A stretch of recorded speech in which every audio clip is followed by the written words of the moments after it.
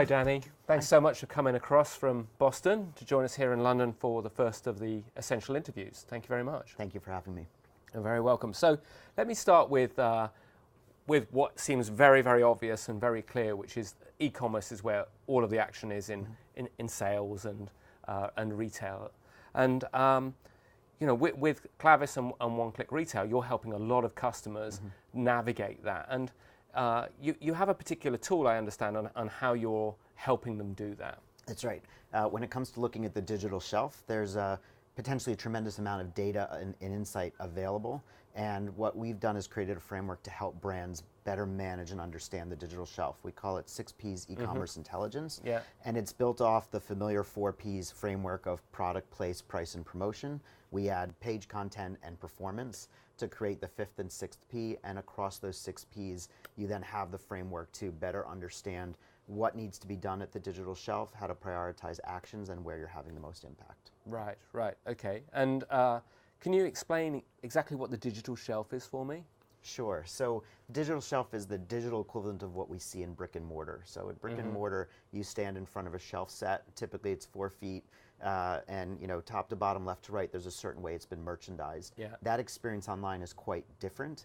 You'll go to the retailer site, you might do search, or you might use the navigation to find your way through, and then ultimately you're looking at a product detail page where you're making the decision on whether or not to purchase in most cases. So that visualization is what we refer to as the digital shelf. It's the image of the product, it's the title, features, description, and all the other information that goes into driving product information on that page. So after 100 odd years of selling in physical environments, that environment, it seems extremely different and must throw up an awful lot of new challenges for CPGs and anyone seeking to sell through e-commerce. It does, and the root of that disruption or that difference in the experience of brick and mortar versus digital shelf is really in 2 places. One is the fact that what I just mentioned, the 4-foot shelf versus one item at a time. Yeah. And the other is historically brands have always been responsible for the marketing teams determining what goes on the package. Right. Now the e-commerce teams are responsible for taking what's on the package and getting it onto the retailer sites, which has a lot more complexity and requires a lot more digital savvy to know how to translate into the digital environment, into the e-commerce environment, and make their brands as impactful online as they have been at shelf in store. Right. So Clavis is really making that visible for customers so they can really see what's happening. Yep. And then how do you help them perform better in that environment? Exactly. Clavis was the innovator in the space. We were the first ones to essentially define how to measure the digital shelf. And we started with some basic measures like, are you in stock? What's your search rank? How many reviews do you have? What's your average rating? Pricing, and so on. Right. And we also have a range of metrics around content accuracy and content compliance. And those have become the critical elements for how brands need to understand how they're performing online. So you're processing an enormous amount of data with that. We are, and that's really one of the key things to know about Clavis is given the number of brands that we have globally and the scale at which we're harvesting, capturing data, and quality checking it, what we call 3 layers deep to make sure that it is accurate at scale is really critical and core to our operation.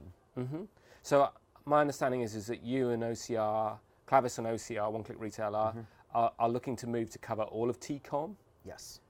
What is T-Com? How do you define that? Sure. So just to take one step back, One-Click Retail has historically been focused on Amazon and measuring sales and share, and within that, traffic and conversion, which are components of sales and share.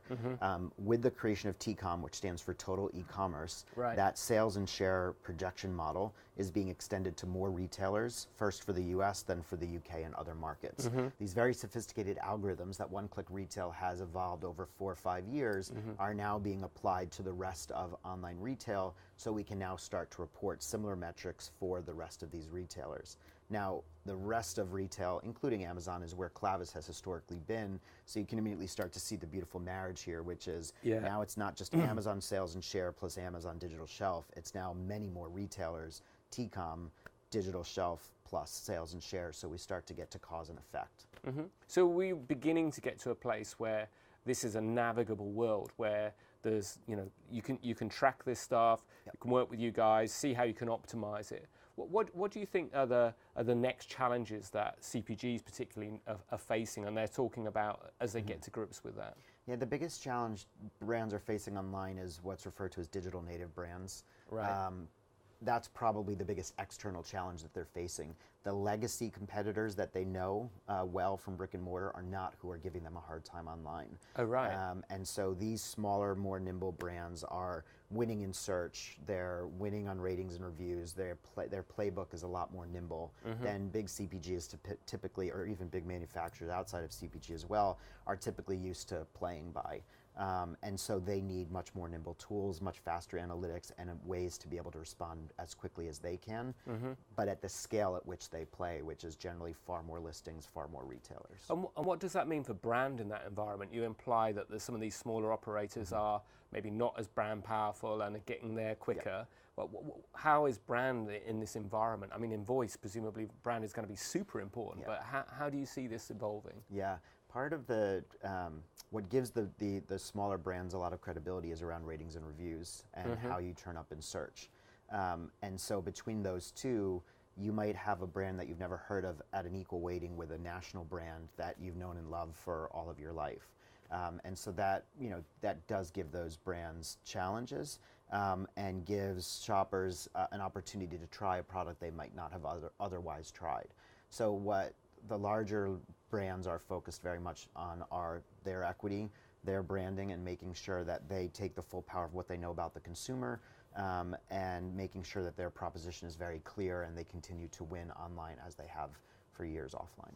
Oh, and in China, we see a lot of e-commerce now through social media platforms. Yes.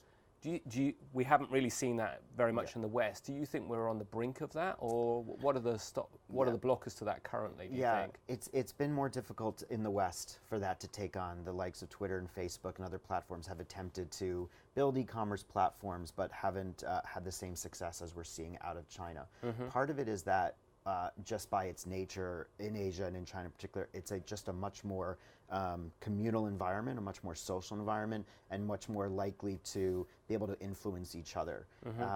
Whereas I think in the West, we're a little bit more particular and a little bit more self-centric, if you will.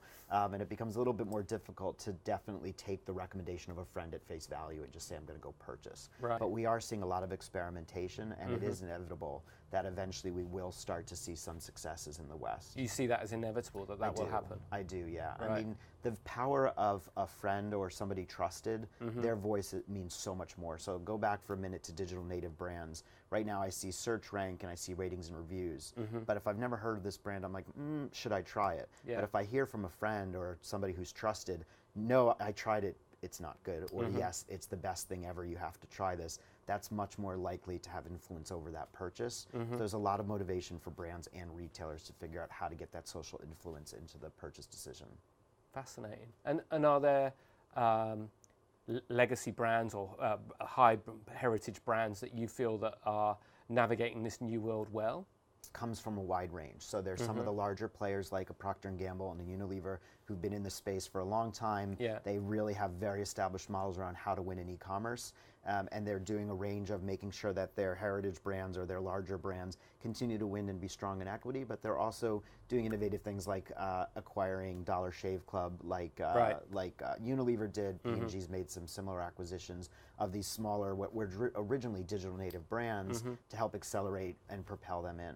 To wrap up now with a last question, what do you think the big things that are happening over the next 12 months? What do you think are the big issues that people are focusing on? Is it still adapting to this environment, or is there something else about to come through that people are going to have to deal with? In America, the big trend, the big dynamic right now affecting everything is the shift to e-commerce grocery through click and collect, where Europe's been there, particularly France and UK, with the drive model, and with click and collect, it's taken some time for America to catch up to it.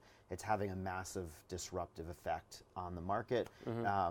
Clearly, the acquisition of Whole Foods by Amazon is probably the best depiction of that dynamic, but then you have Walmart responding, Target, every other retailer has gotten truly serious about how they're going to win in e-commerce with grocery, whether it's delivery or whether it's click and collect. So that trend and how brands adapt to it is what's really probably the main topic of conversation. There's revenue that's shifting from brick and mortar channels into e-commerce. Brands need to be able to respond to that, and they need to make sure that they've optimized their strategy and how they go to market to reflect those changing dynamics. Great. Danny, I could talk to you all day. It's super fascinating. Thank you very much. Sure Cheers. thing. Thank you. You.